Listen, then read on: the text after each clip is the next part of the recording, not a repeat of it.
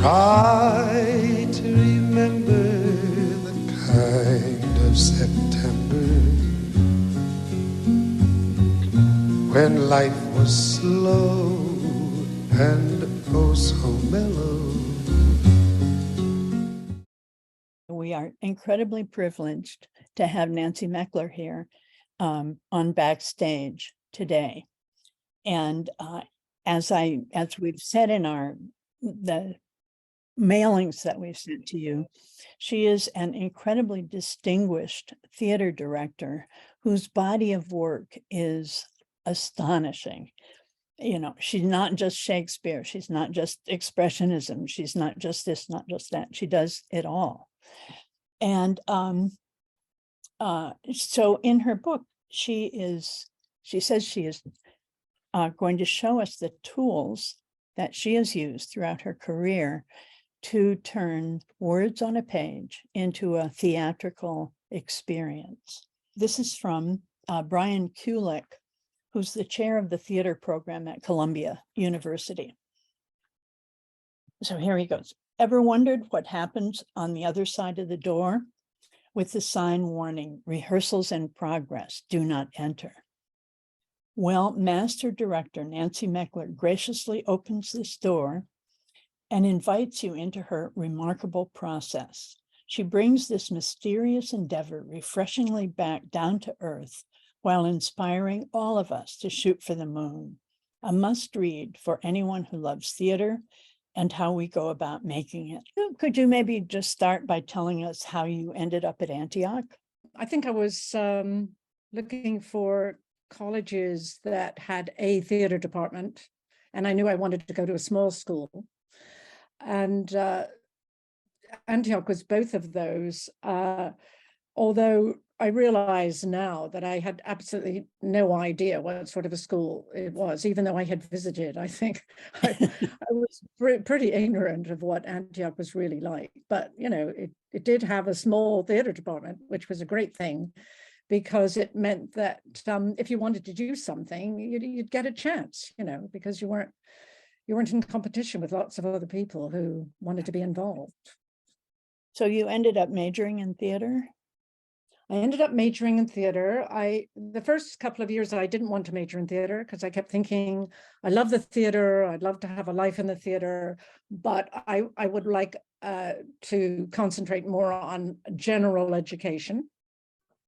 But, you know, by the time I had to choose a major, I had a chat with Dal, who was a major in the department at that time, and he was rather keen for me to be a theater major, and I became one. And then how did you get into directing? How did I get into directing? Well, I think that's really kind of interesting because it was really unusual for a woman to go into directing. At Antioch, I had to do a basic directing course, so I did a one-act play. And I think I did a few other student productions, but it would never have occurred to me that as a woman, I could plan to make a life as a theater director because I didn't really have any role models for that. I think at that time, maybe Joan Littlewood was quite well known in England, but I didn't really know about her. And all the directors that we had at Antioch were men. All the visiting directors in the amphitheater seasons were men. Yeah. It just would never have occurred to me to pursue it. So looking back now, I realized that Dal really did think that I could be a theater director because soon after I graduated, he invited me back to do the summer musical, The Fantastics. I just realized that he knew I could do it. He knew I could do it, but did he know whether or not I could actually get anywhere trying to pursue it as a career? That was a much longer journey, actually. It was interesting. One of the things you said in the book was that you had acted, you had been a stage manager, you had done technical stuff. And so by the time that you began to direct, you kind of knew what those other pieces of the theatrical experience were? Well, yes, if you're a stage manager and you're on the book and you're, you are learning and you're doing an apprenticeship and directing, but you don't realize it at the time. At the time, you're just trying to be very organized and you're really feeling a bit frustrated and pissed off that you're in stage management, so you don't realize you're serving an apprenticeship.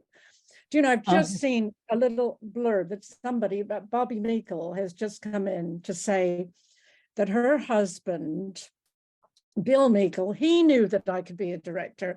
And she's absolutely right, because he talked me into producing Winnie the Pooh as an outdoor performance on the steps of Birch Hall. And did it. And he played Pooh. And I can't remember what Bobby played. I think she might have played Roo, or no, one of everything. But he actually did. He absolutely did. And he kept saying, come on, Meckler, you can do it. You can do it. So there were people that did see me as a director way before I thought it was anything I could really go after. As a director's, process. And how did you come to write the book? I just would like to say about that photograph that I'm really so pleased to have found it. It may not look like it, but that was me in the 80s directing. I was actually directing a production of The Back Eye, but it was really difficult to find a rehearsal photograph where you could really see people connecting and working together in that very special way that can happen in a rehearsal room. So I was really, really pleased when I was able to find that picture. Well, I think I just, I felt that when I began directing, there weren't that many ways you could really train as a theater director. Now, of course, there are so many courses, so you can train at university and all sorts of places all over the world, I think, to be a theater director. But there wasn't any training, and so you kind of felt like you were making it up as you went along. I mean, I had done the basic courses at Antioch, and I had desperately pursued an acting career for years. So I had taken lots of acting classes, but very, very, very rarely got cast in anything except at Antioch. Like, I've sort of cobbled together my method of working. And so many people had often said to me, why didn't you write a book about it? And I thought, oh no, I can't write. I would never be able to. But lockdown, of course, was a time when very often people just thought, well, what am I going to do now? And I thought, well, maybe this is the moment. If I'm ever going to try to write a book, maybe I should give it a go. And I mostly felt like I was writing it for emerging directors, and that I wanted to call it a director's toolkit at first, because I thought of it as these are lots of things that I've either learned or I've invented that I would like to pass on to another generation. But my publisher, Bloomsbury Methuen, they said, we can't use the word toolkit in America. And the only thing that I could think was maybe you couldn't use the word toolkit because it had sexual overtones. So I had to call it a director's process instead of a director's toolkit. But mind you, I now see that Michelle Obama is talking about her toolbox in her book. So I don't know why I couldn't use the word. The truth to tell, I do think of it as a toolkit of lots of tools that as I say, I've cobbled together or invented that I would like to see whether it was possible to pass them on. That was my main reason for writing it. Can you talk about an early success was Antigone, which was one of the many adaptations that you've done and your company has done. And that one ended up at the Venice Biennale, which I thought was pretty amazing for a play that was pretty early in your career. Antigone was a really fringe production. We had no money. So I think if you look at those costumes, you might be able to tell that they're from an army surplus store. And there are various bits of underwear that have been dyed oxblood red. This was in the 70s. I got involved with a fringe theatre company in London and started to work on this very expressionistic production of Antigone. And we were all very, very idealistic. We were doing it for no money. And there was a feeling we would get very excited if we got 8 people in the audience on any given night. And then we had this wonderful thing happen where we were performing in Edinburgh, and we were not part of the Edinburgh Festival or the Fringe Festival. We were performing in a theatre tent, a circus tent, and getting an audience of about 2 people a night. When somebody who knew us from London brought along a man who was running a 600-seat theatre in Berlin. And he was wanting to have a festival of what he thought of as new theatre. And he said, I'm going to take you all to Berlin to do a week at my theatre and open, this festival. So off we went to Berlin. And from there, what happened was the Arts Council started funding us. And then the British Council sent us with that production.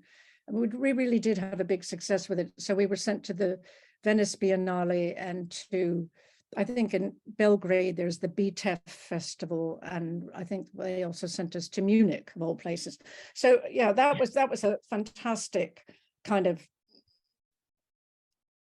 that was a situation that made me think, oh, maybe I really am a director.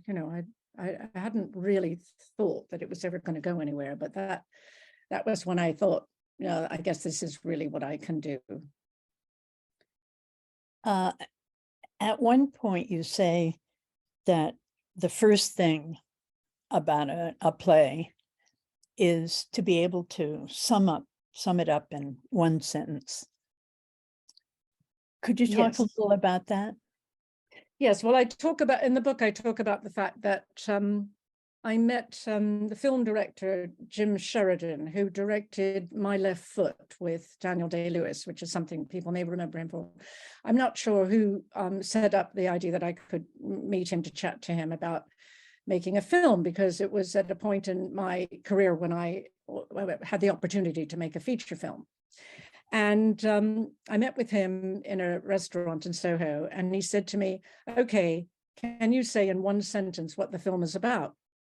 I was really, really shocked, because I thought, oh, I don't know whether or not I can do that. And he was adamant, you have to be able to do that. And if you can't do that, there's no point in even trying to make the film.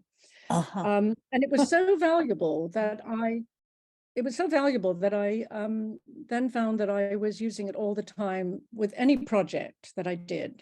Can you say in one sentence what it's about? And I found that often the people I was working with found it pretty difficult, particularly if I was working with a new writer. I think they thought it was almost insulting that I wanted them to say in one sentence what it was about. But I feel very committed to that as an idea. And actually, I just thought I would read aloud a couple of little examples just to help people get a sense of what I mean. So like for Romeo and Juliet, in the book, I give 2 examples that you could have that would be slightly different. One is 2 young lovers from warring families pursue love in danger to their lives. That would be one. And another one would be 2 families at war with each other are blinded by their need to dominate and end up destroying those dearest to them. And then just one more, Death of a Salesman.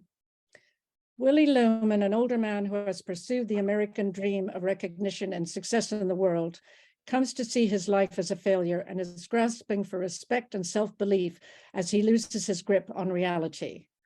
So obviously it can be quite a long sentence, but it's still about, trying to get it into one sentence. And I find that once you've done that, it really can be a guide, particularly when you're working with a designer, to say, this is my take on this work, that this is my take.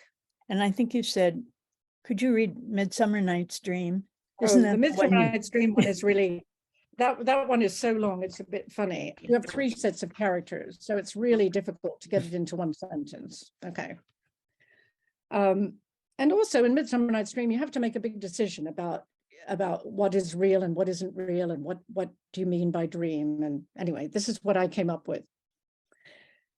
Characters locked into a struggle for dominance and freedom go to sleep and enter a dream world in which their fears and sexual desires are unleashed, resulting in huge confusion and a final restoration to love and forgiveness. It's a very complicated sentence, but I think what I was trying to say was, in my production, it was all about the people that you meet in the first scene go to sleep and dream. And then when we go into the woods, we see what those people dreamt. Mm-hmm. So that was my, that was my take on it for that particular production.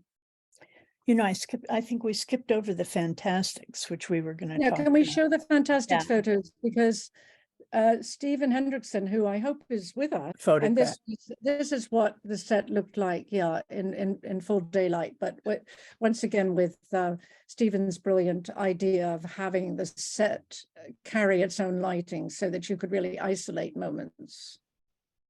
Yeah. And I recall from what he said when he was talking to us that he wanted to, since it's an intimate play with just a few characters, had to kind of compress it to that part of the stage and kind of leave out the large stage, the rest of the stage. Anyway, Yes. It was originally done in such tiny, tiny spaces when it was first done in New York. Yeah.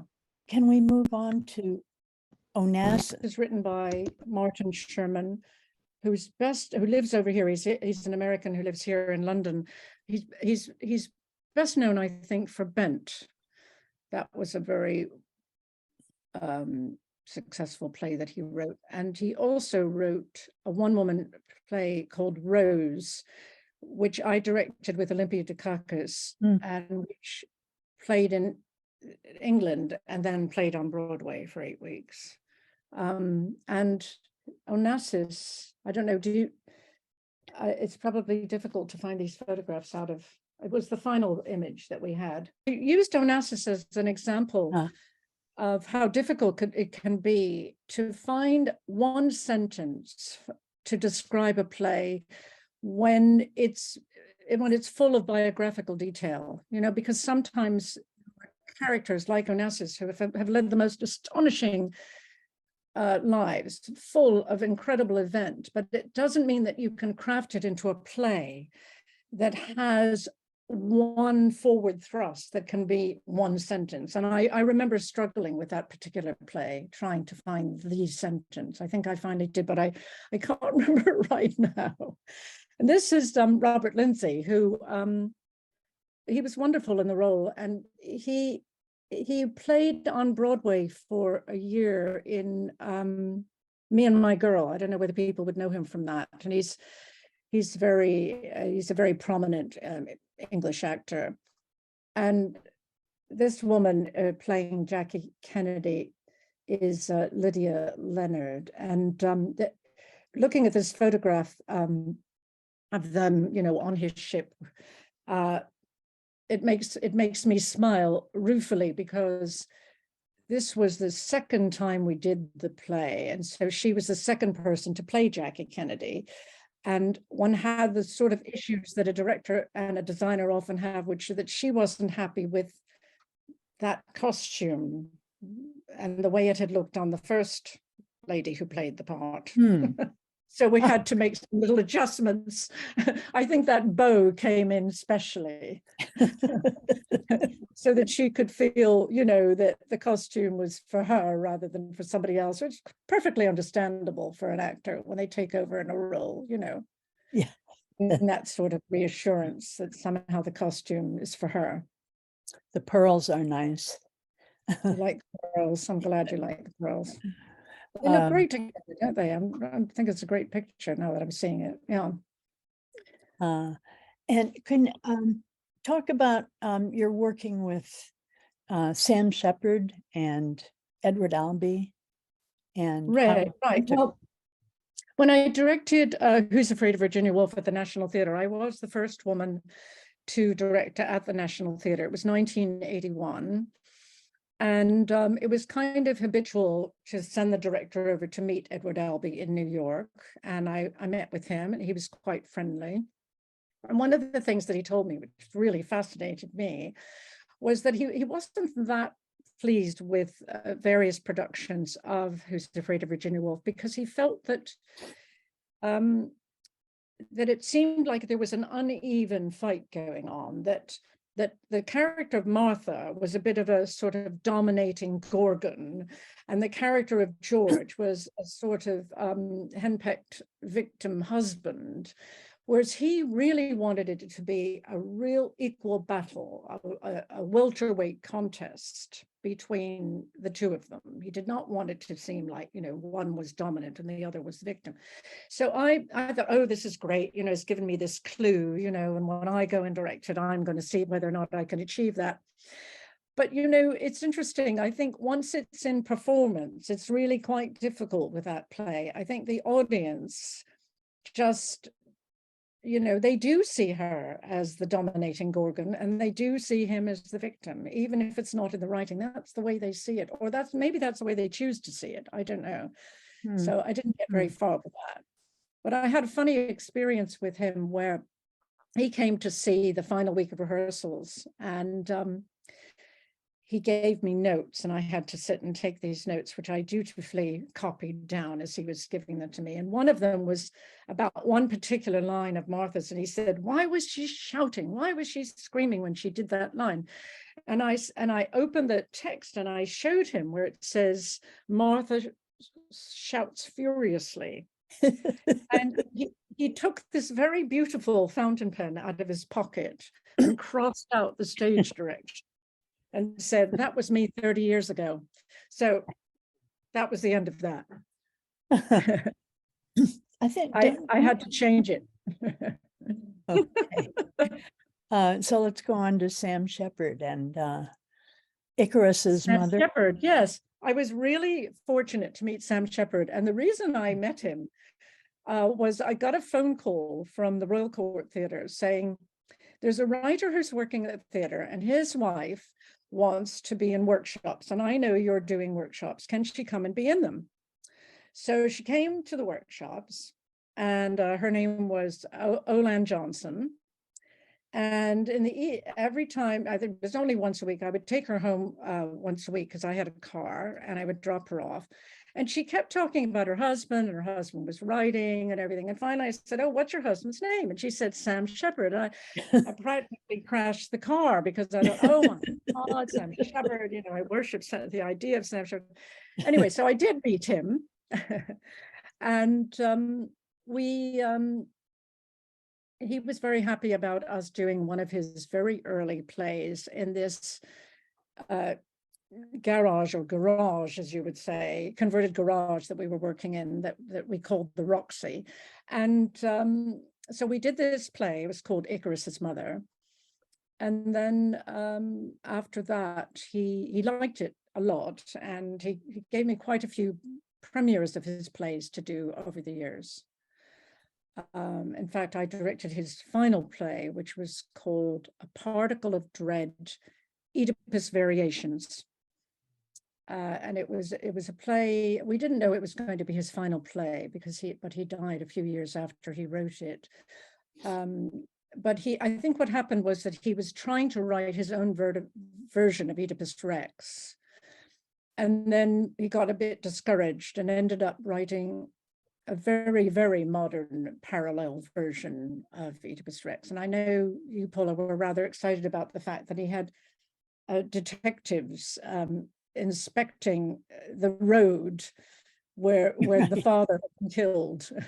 And the idea of modernizing it to that extent, I suppose it was quite amusing. And Harold Pinter. And Harold Pinter, yes, I was also very fortunate to meet him, because when I was working with the company that did Antigone, we used to perform in a youth center at the edge of town called Oval House. And one day, this very fancy car pulled up, and Harold Pinter and his then wife, Vivian Merchant, got out and came in to watch our performance in this very, very low budget situation. And I discovered that he was really very interested in trying to see what new work was out there. You know, he already had quite a well-known he had a well-known reputation, but that was the way he spent his time, you know, going to see what sort of new work was around. And so at first I wrote to him, said, is there any chance you could write something for us? And I got a very nice letter back from his secretary almost immediately saying, Mr. Pinter likes your work, but does not think that he would be able to offer anything appropriate. And then over the years, actually, he did follow my work, and I got to do the birthday party on a tour, and found him to be, you know, incredibly helpful and generous. One of the things that happened with the birthday party was he asked me if I'd like to see a letter that he had written to the first director of that play. I'm suddenly trying to remember what his name was, Peter. Can't remember his surname now, but he said, would you like to see that letter that I wrote to him about the play? And I thought, oh yeah, you know, that would be fantastic. So he sent it to me, and in it, he talked about the characters of these very, very menacing figures of Goldberg and McCann, and he described them as socio-religious mobsters who, one of whom really represented religion, and the other one represented family. And I was thrilled to have this sort of insider information about those characters and what they represented. But looking back on it, I don't think it was that helpful, because I think I did share it with the actors, and it's very difficult for actors to play a concept. You know, for an actor to play, my character represents the tyranny of family or the tyranny of religion. You know, it's, and well, I mean, what are they supposed to do with that? And also, when you read a Pinter play or you see it, it's so full of mystery that in some ways I think I would have rather have grappled with it with the company on our own and just see what we could come up with, rather than have this solution which we were trying to serve. So I was very grateful to him for being so generous, but I don't think it helped me that much in the end. Let's move on to your tools, some of your tools. The chapter that I love the best is the one called Keystones. And perhaps you could tell us those keystones. Right. Well, because I was trying to make it a toolkit for emerging directors, I thought I'll just have to maybe narrow it down to 3 basics, which are the things I try to bring into almost every rehearsal room. You know, even if I was working with a huge company at the Royal Shakespeare Company or a tiny company somewhere else, these are the things I probably would feel I needed for myself. And I call them the wants, the obstacles, and status. And the wants is really based on what Stanislavski calls the objective or the super objective. I found it really interesting that, in fact, I don't know whether I saw this in Uta Hagen's book, that Stanislavski did not really come up with this word objective, because in Russian, the word was zadacha, and that translates as goal or task, not as objective. And I often found that if people were thinking about, well, what's my objective or what's my intention, that it felt a bit intellectual to them. Whereas if you say to somebody, what is your want? What do you want? That's really much easier to take on board. And so it's something I use all the time. You know, I'm always trying to sort out, okay, come on, let's try to figure out what this character's life want is, or what their scene want is. And very often when something isn't working, or I can't really engage with an actor in rehearsal, I'll think to myself, what want are they playing? I wonder if they know, and I'll ask them. And very often they have no idea what they're playing. So I think, well, shall we go back to what we talked about, in the first week about what your want is, or if you're not happy with the want that we chose in the first week, shall we find one that works for you? But whatever it is, we've got to have it there, because without it, there's no base for the work. And then similarly, I could explain, but talk about obstacles to the want, and then and I talk about that a bit, and then in the book, and then status. Very much, I think that very often when a scene isn't working, you can sort of start to look at it in terms of the status of the characters, and just see whether one character has higher status than another, because in most situations in life, like in a family, or in a school, or in an office, or in a factory, there is a hierarchy from 1 to 10 of who is the highest and who is the lowest. And for the most part, we feel that if you're of a lower number, you have to defer to somebody above. If somebody is a 10 in your office, or in your family, or in your factory, and you are a 5, you have to defer to that person. And I use that example quite a bit, and find that when you're doing a scene, sometimes you think, well, wait a minute, what is the status of you two characters? Why is the scene not working? Are you both the same number? Are you both 10s? Or is one of you much lower status? Or is one of you lower status and trying to be higher status? I find that it can really help when a scene is getting very complicated and nobody really knows what's going on anymore, and everybody wants to talk a lot. You can say, okay, let's just stop and look at status. And then it really helps, because you're only looking at that one aspect, and sometimes it can really open things up. I was watching a sitcom last night, and the episode was full of all those 3 things. And I saw that for sitcoms, I mean, that's one of the principles, that in the characters and in their interaction, that the wants and the obstacles play off each other throughout the whole thing, with the status being part of what makes it all work as a scene.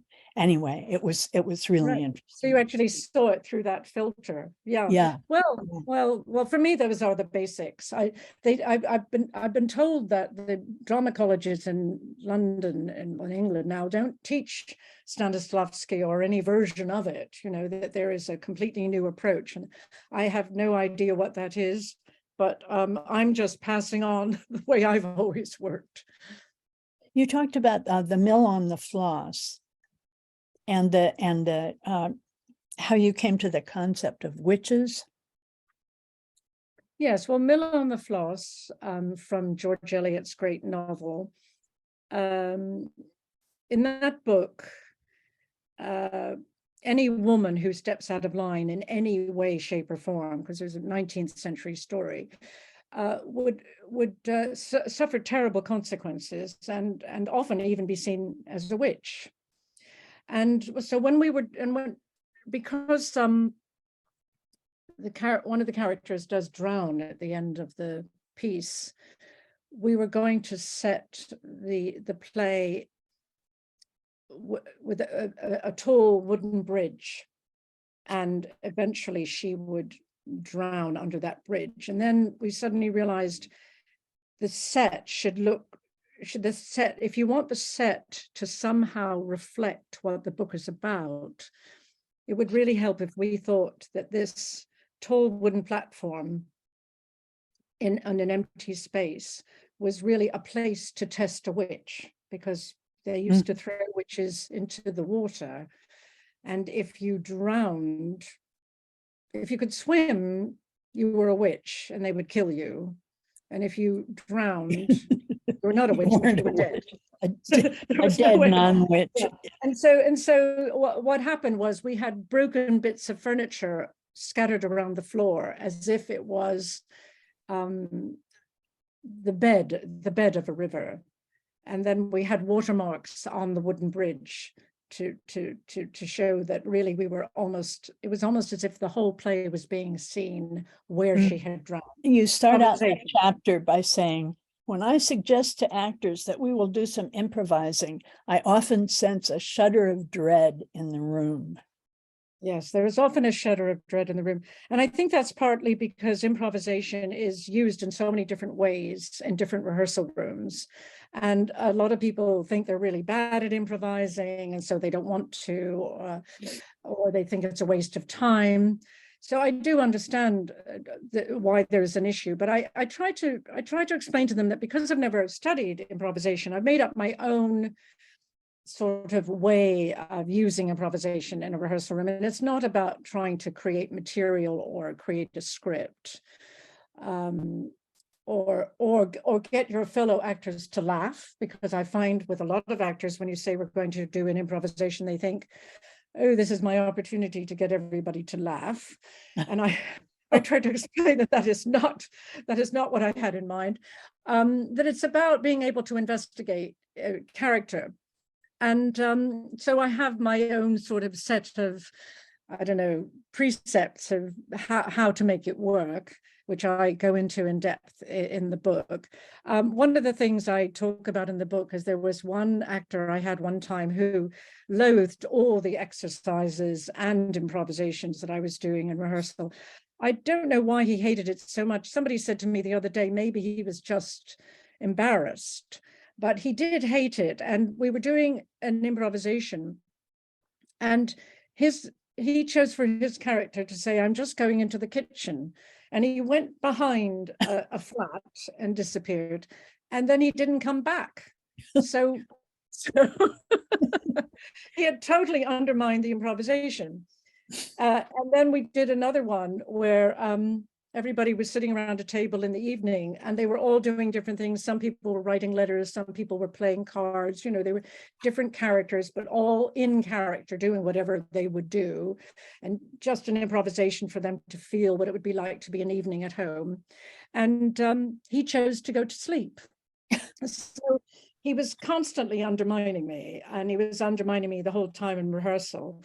And I did something I've never done before, which I actually said to him, I think maybe you should leave. I'm really interested in the way that you, like if you were doing Macbeth, you had ways of setting it in a modern setting, or bringing something to it that the actors would feel that they understood. Yes, well, I think sometimes in particular, I feel that if you're doing a very old play, very often you can't relate to it as if it's as real as the life that you know. So you're giving an example of Macbeth, but another one that I talk about in the book is there was a play I was doing by Helen Edmondson, which was about a true story about Juana Inés de la Cruz, and she was a 17th century nun living and working in Mexico, which was then called New Spain. And because she wrote and studied, she was in danger of being seen, really being put out of the church, or even ending up in prison, because it was considered evil for a woman to write and to study at that time. And I wanted the actors to have a sense of what it would be like to live in a convent, that where this woman's life could be in that kind of danger, you know. And when we tried to improvise, we thought, oh, you know, we had a lot of women having to play nuns who were in the convent with her, and we were trying to do these improvisations and to see if we could look at some of the issues in the play. And it was so cliched, them trying to talk to each other as if they were nuns, you know. Oh, Sister Clarissa, you know, I'm very upset with what you said yesterday, you know. That's what it was so embarrassing for everyone trying to pretend to be a nun. So I thought, I did what I often do. I thought, well, what could I come up with that they could relate to, that would be a real parallel? And so I invented this idea of a small village in a third world country with no mobile phones, no cell phones, where there was the man who was beating up his wife. And the other women in the village knew that this woman was being beaten by her husband. But they were afraid of the men in the village. And so nobody would do anything about it. And so I got them to do improvisation as if our main character was the one woman who was going to do something about it, even if her life would be in danger. And so we improvised her actually going to see the men, the two elders in the village, to complain about the fact that this woman was being beaten, and to know as she went into that meeting that her own life would be in danger. And because everybody was there for the improvisation, it just meant it all became very, very real for them. And it felt like then when they had to go back into being nuns in a convent, worried that, you know, if they wrote something, they might end up in prison. It just made it feel much more real because they had improvised it rather than talked about it. Of course, we could sit and talk about it, which is what I'm doing now. But when you actually improvise it and we've all lived it together, then I feel it becomes so incredibly rich for actors, because it's not a mental process. It's a physical vocal thing that you've actually lived in the room. Sorry, that was a very long answer to your question. No, that's just fascinating and clever to come up with something that they could feel. Often you talk about doing rather than talking. I know in the beginning you say you left out a lot of the physical theater that was often attributed to you or that you thought you were doing, but you said it would be too hard to talk about it because yes, well, I think, I mean, I have a chapter about physical theater, but the reason I didn't want to write about the exercises is that I think exercises are really difficult to describe in words. And so often when I've read books that are full of exercises and I've gone off and tried them, they haven't worked because I wasn't there. I didn't actually experience that exercise. And then when it doesn't work, you long to be able to talk to the author and say, why didn't it work? What did I do wrong? And the only way you can really understand an exercise is if you can do a workshop where you are doing it yourself, and then you maybe can go away and try to teach it and bring it into another room. So I thought, well, I'm not going to write a lot in this book about how we worked physically, just because it's so hard. Either it's hard to describe, and it's certainly hard to hand it on to emerging directors. So that's why there isn't that much in there about that. Yeah, that reminds me, I wanted to ask you if you could describe the improvisation about with the supermodels and status. Supermodels. Okay, so sometimes when I've got a big company and I have very little time and I want to teach them what I mean about status, I have this one improvisation I can do with a room full of 25 people. I don't know whether anybody really wants to hear this. Okay, so what I say to them is, you are all supermodels and you all earn a fortune, and you're in a modeling agency that has lots of different models. It has ugly models, old models, small models, pretty models, you know, but you all earn a huge amount of money. And you've all come to this casting session, and you don't know any of the other models here. You've never met them. And you don't know why you're all called at the same time. So you're going, and then I go around and I say, so all of you are a 10. You are high status in any situation because you're a huge celebrity, like Naomi Campbell or something. You're all seen in the world as a 10. But then I show each one a playing card, and I say, this is how you feel inside. So some people feel like a 3 inside, some people feel like a 2, some people feel like a 6, some people feel like a 10 inside. And then I say, you go into the improvisation and your want is to find out, why are we here, by talking to each other, and to convince everyone else that you are a 10. So what happens is everybody's chatting to each other happily because they've got a task, and they're hiding from each other how they feel internally. So they're trying to impress everybody else with this idea that they're a 10. And then afterwards, we sit in a big circle, and people are, it's a very good exercise to do very early on in rehearsal, because everybody gets to know each other. And then we say, what did you guess when you were talking to him? Did you have any idea what he was like internally?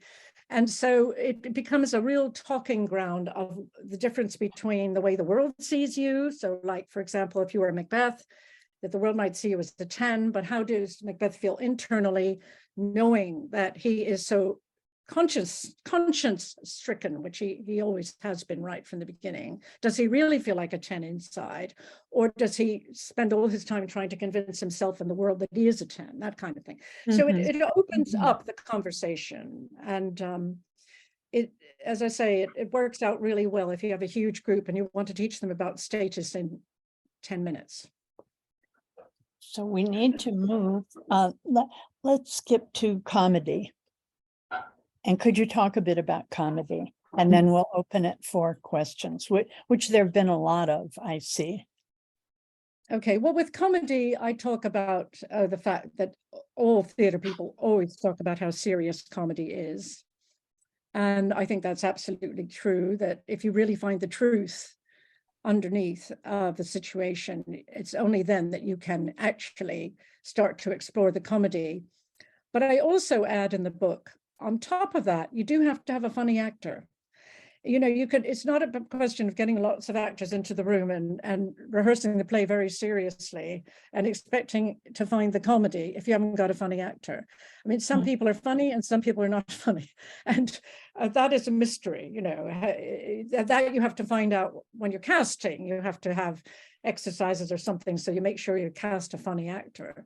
But then once you're in rehearsal, I spend a lot of time in the book talking about doing a comedy of errors, which is very, very silly. It's full of slapstick, and it's real commedia dell'arte.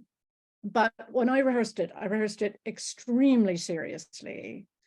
And for me, that was the exciting thing, was that when the comedy came through, I felt like they were real people somewhere deep down inside. They were real people with real needs. And so it becomes very human, and therefore it isn't just about a company saying, we'll think of lots of funny things to do and get you to laugh because this is a funny play. I really think there's a very serious, sad, wonderful story inside Comedy of Errors. And I really, really wanted to bring that out. I think I did.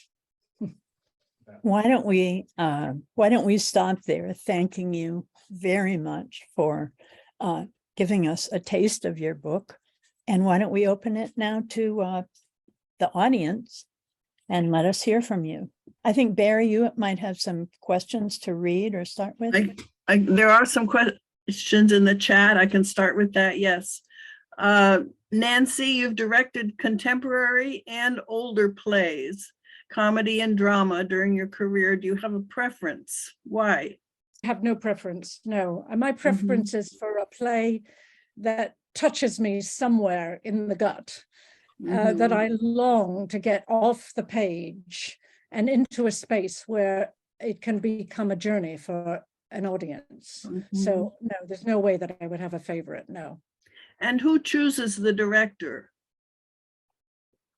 Well, here in the UK, the director is usually chosen by the theatre that has decided to do the play. You know, they make a list and find out who's available. And if you're lucky enough to be on that list, you might get a chance.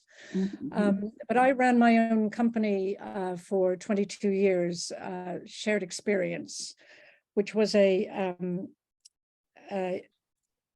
government-funded company, a touring company, and I was the main director, and then I was joined by another director, Polly Teal, and so she and I directed all the plays.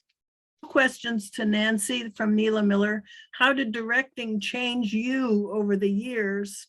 And what play have you never directed which you would like to direct?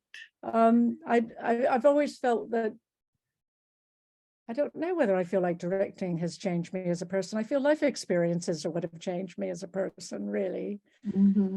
And then what was the second one? And Sorry. then what play have you never directed Oh, that you would Well, like to direct? I really, really want to do, I still want to do The Three Sisters, and I've never had the opportunity. I've tried so many times, but never had the opportunity. I did direct 2 scenes of it in our own house as a promenade production, but that's the one I would love to do. Yeah. And we have, what did Edward Albee think of the film version of Virginia Woolf? Do you know that? I have no idea, and I didn't ask him. Hmm. No idea. And then Kirsten, psychotherapist here, analyst, says audiences may find it hard to appreciate the deadly sadism in George's academic rationality. This is Virginia Woolf. Ah, yes, that's a really good point, isn't it?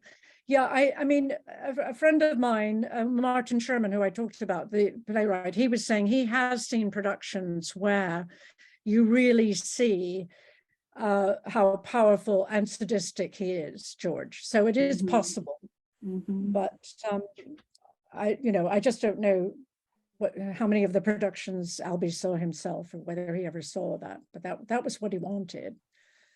And did coming to directing with the stage management and acting and other technical experience actually put you to an advantage compared with your male counterparts?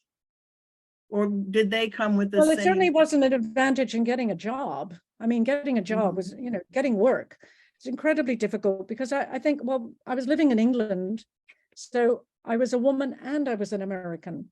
And I think that what would often happen is when they would make a list of directors that might be available, I think I would guess there was an unconscious bias of thinking, well, we don't need an American and we don't need a woman. Got you all. Hello, hello. How lovely to see you. Hi. Okay, so questions, other questions? Does anybody want to ask me anything? What year did you do Fantastics at Antioch? I think it was 59. Does that sound right? No, 64. 64. 64. Yeah. Because it was just introduced as a play in 61, 62, I believe. Oh, really? Yes.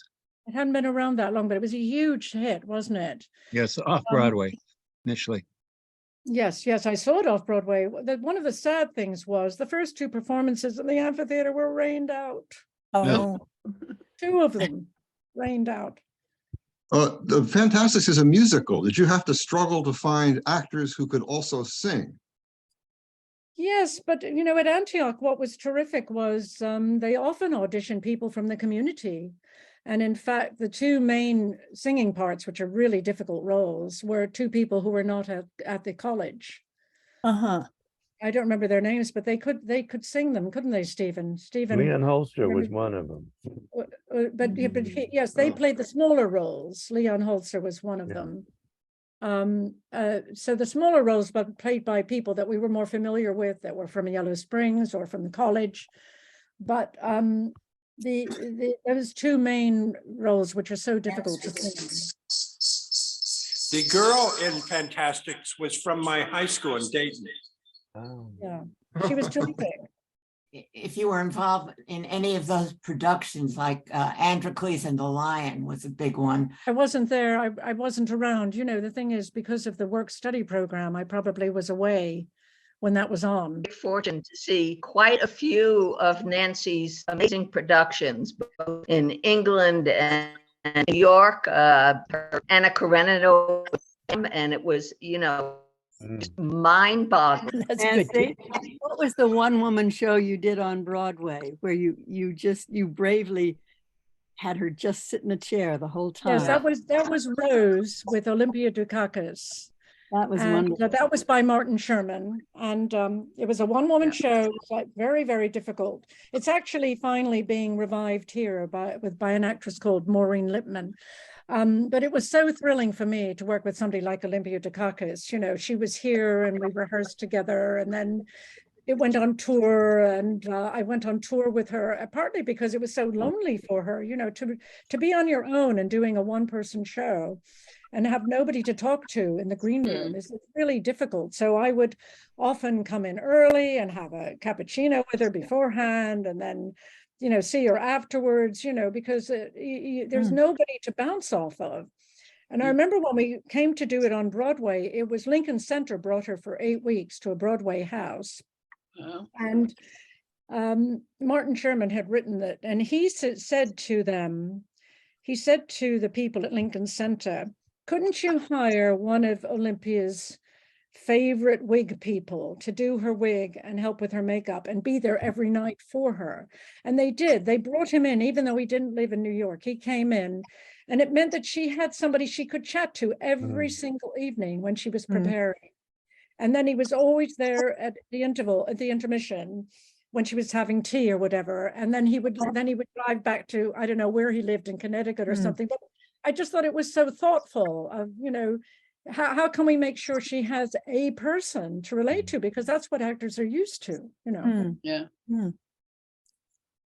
And she was brilliant, absolutely brilliant to work with. She was a brilliant teacher, by the way, brilliant acting teacher.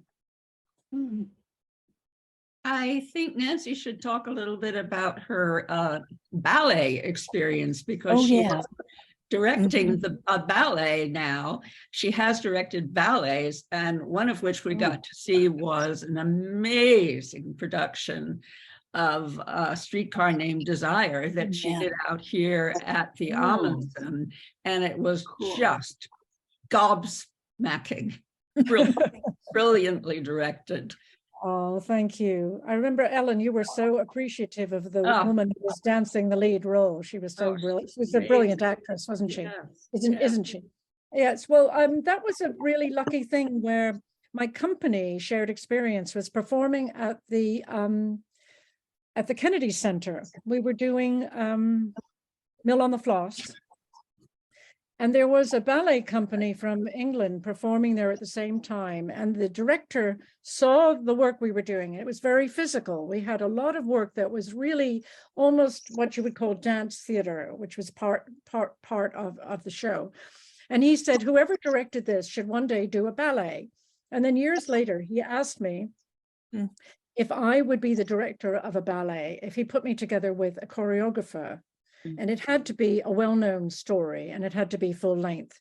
And it was a fantastic experience. It was done in 2012, I think. And it was really difficult because choreographers are not used to the idea that somebody else is in charge of the vision. So we had a very tricky time, to be honest.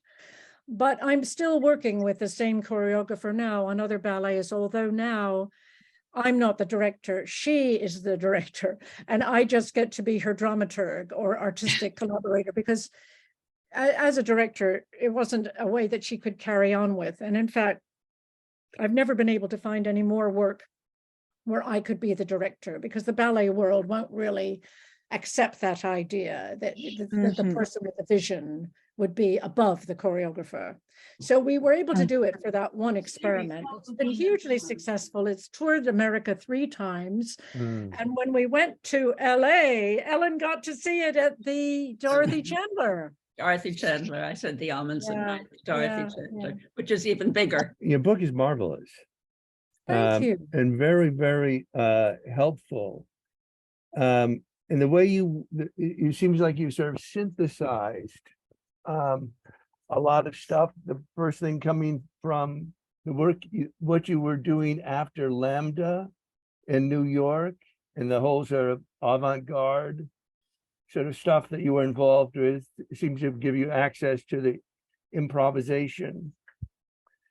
But what really sort of stuck with me is what I got with a sense of openness, both to working with a collaborator, with a playwright, but also what the improvisation process gives you from the actors.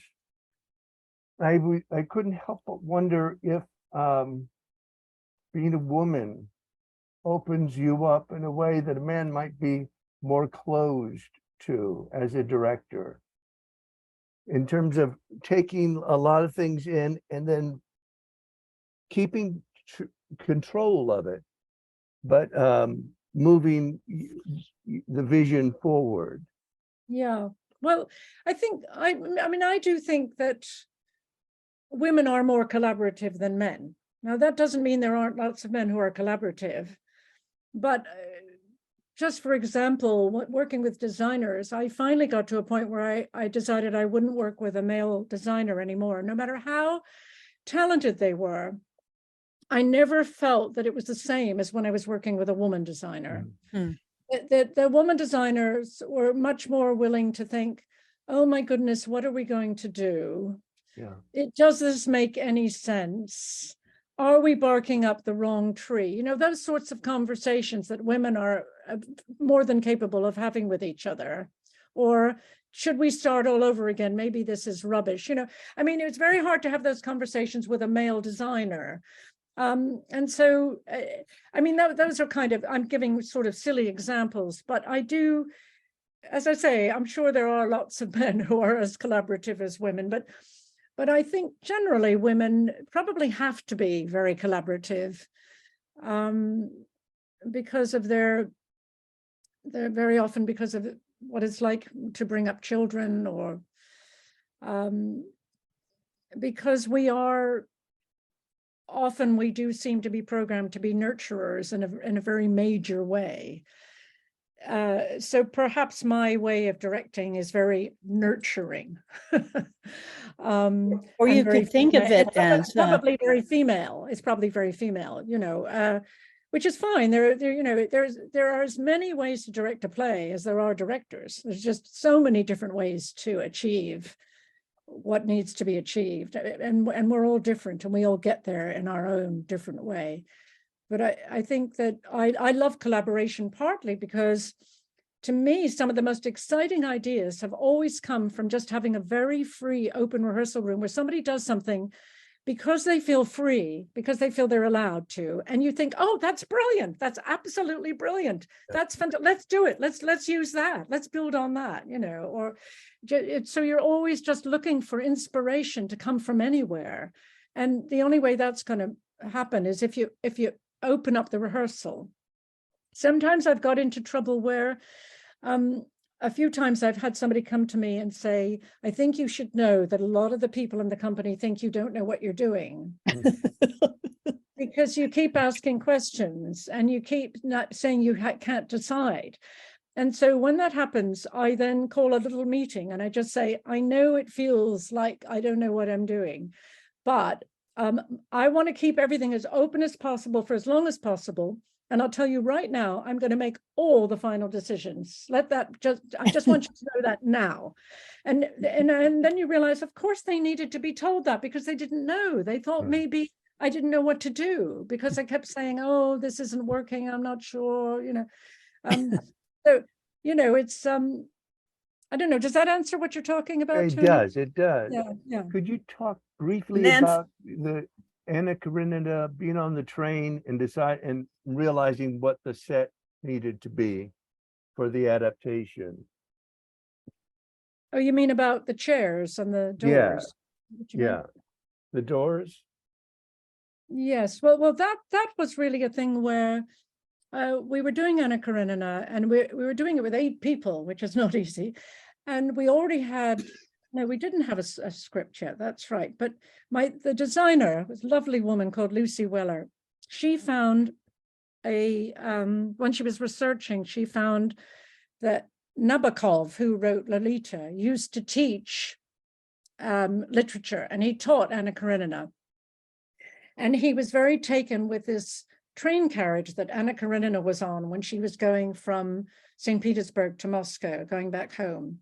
And he would teach everything about this journey on this train carriage, about the colors, the smells, the sounds. It was very, very sensual. And she brought this information to me, and we were looking at it, and we found it so exciting that we thought, could we do the whole production with elements that you would find in a train carriage. So he thought, what if we said we can only have chairs and suitcases and doors?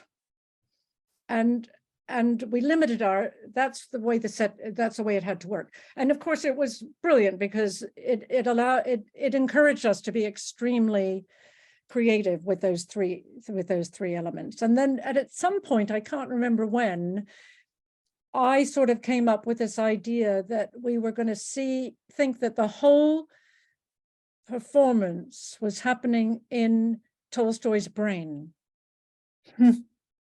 So we were in his brain, and the only thing he had was chairs, doors, and suitcases. So that's an example of collaboration, because the thing about the brain was coming more from the writer, which is I could explain that as well, but it's a lot to explain. Nancy, have you worked you want with to really other? know, you have to read the book. Nancy, have you worked any with other Antiochians since leaving Antioch? Have you hired any to do tech in your theater or act with you? And I think you've worked with Stephen, yeah? Well, Stephen designed something I directed at Trotwood. I directed Romeo and Juliet at Trotwood. That was before I came to live in England. And you designed it long distance, Stephen, I remember. You sent it all in. Well, because I've been mostly working in England, no, I haven't worked with Antiochians. Have I? I'm just trying to think. I don't think so. Well, Callista, of course. When I was doing Deucefish, Stas and Vi, which was a Pam Gems play that I had done it here. And then when I was doing it in New York, Callista did the costumes. What year was that, Callista? 1970. Early 80s, maybe. Give me a minute. I think it was 1979, because I always remember these things about how old my children were.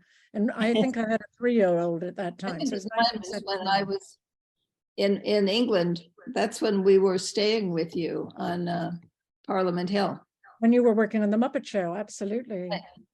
Callista was designing all of Miss Piggy's clothes. When are we going to hear from Callista? You have to have a session. Yeah, Yes, we have to do one. Your amazing career. Costumes, yeah, costumes. For sure. Nancy, did you ever use any of these techniques with family management, child rearing? One sentence, say it in one sentence. I don't know, but funnily enough, I sent the book the other day to a woman friend who is a retired therapist, and she said, "These are all the elements we use in therapy." And I wasn't that surprised, because I have had therapy and I'm sure I was using it, you know. There was one exercise that you did that I just would like to hear you describe. And it's when you were trying to get actors to imagine what it was like to be Macbeth with blind ambition.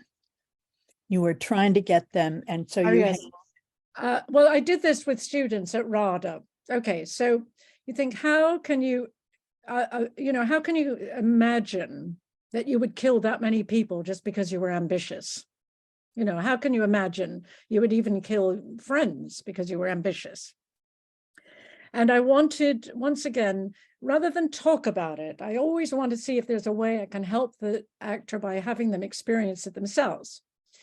And we were at RADA is the top drama college in England. So all the people that get into RADA are incredibly driven, you can imagine, to get into RADA. And this was the end of the second year students. And in fact, I had a really talented actor who was playing Macbeth. And so I did this improvisation. I said, okay, you have a friend called Jack, and you and Jack are best friends, and you're both aspiring actors, and you both had an audition for a top film studio for a huge leading role.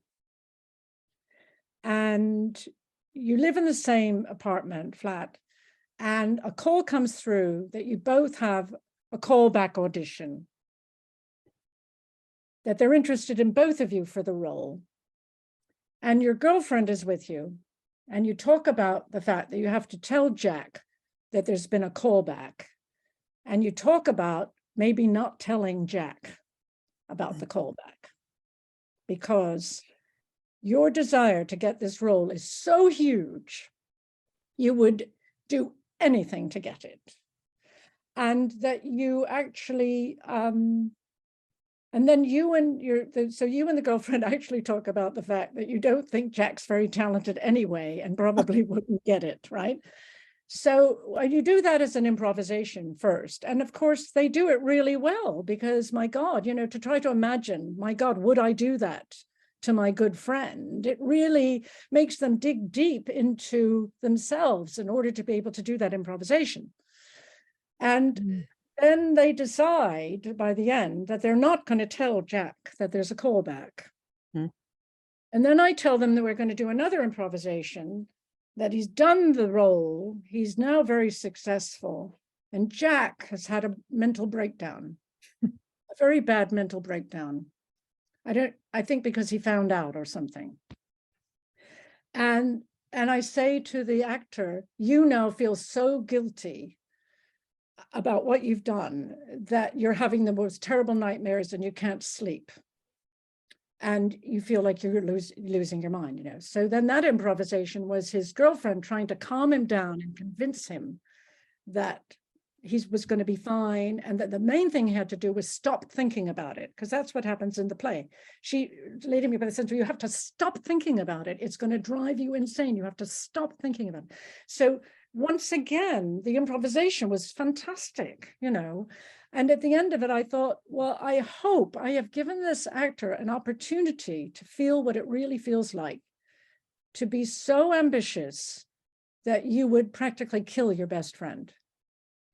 But when you sit and talk about it instead, it's not the same. If you have a little group discussion about ambition, it's not going to be the same as having that improvisation. But, you know, if I was working with a very famous actor, I mean, I've worked with the great Ian Holm at one point. Well, I did ask him to improvise, but sometimes I find with very well-known actors, they really don't like to improvise, and they start being amusing in the improv as a way of undermining it. So maybe I was really lucky I could do that with students. I'm not sure I could do it with a really, really established actor, make them do ask them to do an improvisation like that. I could ask them if they want to, but they would probably say no. That's why it's lovely working with students, because they have to do it. Well, I think we're at the end of our time. This was so great. Thank you so very much. Please buy the book and give it to friends. Please, please, please, please, please. Yes. Okay. I think it is user-friendly for anyone who likes the theater. I really do think it's user-friendly. And I found it, having been a teacher for 40 years, that almost everything in there would be usable in teaching. Yeah, I think it's just fabulous. Oh, that's great to hear. Thank you. I've read a lot of director books. It's very, very good. A lot better than a lot of them. Oh, thank you, Tony. It's wonderful to hear. Yeah, thanks a billion for doing this. Fire of September that made you mellow. Deep in December, our hearts should remember. And follow